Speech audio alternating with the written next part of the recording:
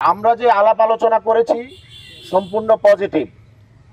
আমরা যেহেতু আপনারা আমাদের একটা প্রতিনিধি টিম বানিয়ে দিয়েছেন, এই টিমের উপরে পূর্ণ আস্থা রাখেন। আমরা আপনারা এই জায়গাটা একটা গুরুত্বপূর্ণ পজিশন।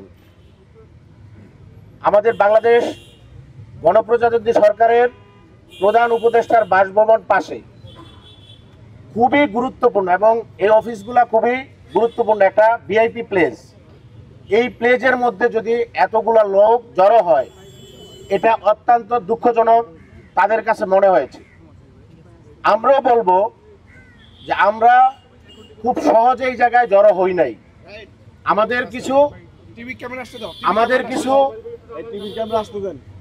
দাবি দাওয়া নিয়েই আমরা আসছি, কিন্তু আমরা যেই দাবি দাওয়াগুলা নিয়ে আমরা কাজ করছি, এটা কোনো আমাদের দাবি দেওয়ার সংস্থা না।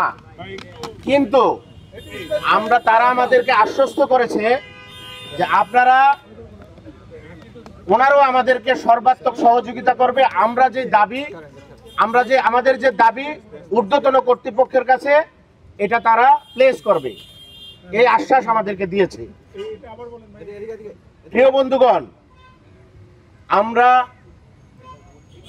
যে টিম আমাদেরকে করে দিয়েছেন, এই টিম আমরা এখানে থাকব। যেহেতু এটা একটা গুরুত্বপূর্ণ প্লেস, আমরা আজকে যার যার অবস্থানে আমাদের ব্যবসা প্রতিষ্ঠানে আমরা আজকে গিয়ে ব্যবসা বাণিজ্য শুরু করব আজকের জন্য ইনশাল্লাহ।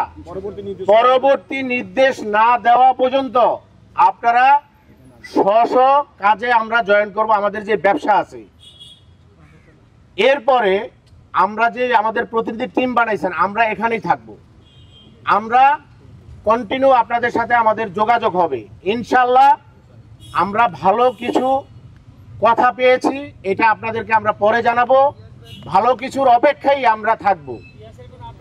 আমরা আজকে পিয়াস, আমাদের এই বিজনেস কমিউনিটির সাধারণ সম্পাদক, পিয়াসের ব্যাপারে আমরা বলেছি, পিয়াস যদি ব্যবসায়িক বলি, একজন অত্যন্ত ভালো ব্যবসায়ী।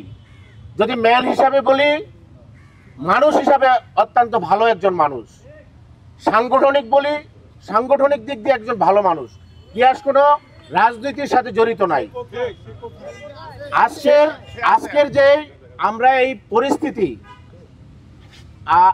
এই আমাদের ঊর্ধ্বতন কর্তৃপক্ষ কর্মকর্তারা ওনারা বলেছেন যে দেখেন, আপনারা একটা আন্দোলন করছেন ন্যায্য দাবি নিয়ে, কিন্তু যদি এখানে কোনো কুচক্রী মহল ঢুকে আপনাদের এই আন্দোলনকে বানচাল করতে চায়, তাহলে আপনারা ক্ষতিগ্রস্ত হবেন। যাই হোক, অনেক কথা হয়েছে। আমরা সবাইকে অনুরোধ করব যে আপনারা, আমরা বিশ্লেষণধর্মী অনেক কথা বলতে পারতেছি না, কিন্তু আল্লাহর রহমতে আমাদেরকে আশ্বস্ত করেছে ভালো কিছু আমাদের যে কোনো সময় অপেক্ষা করছি।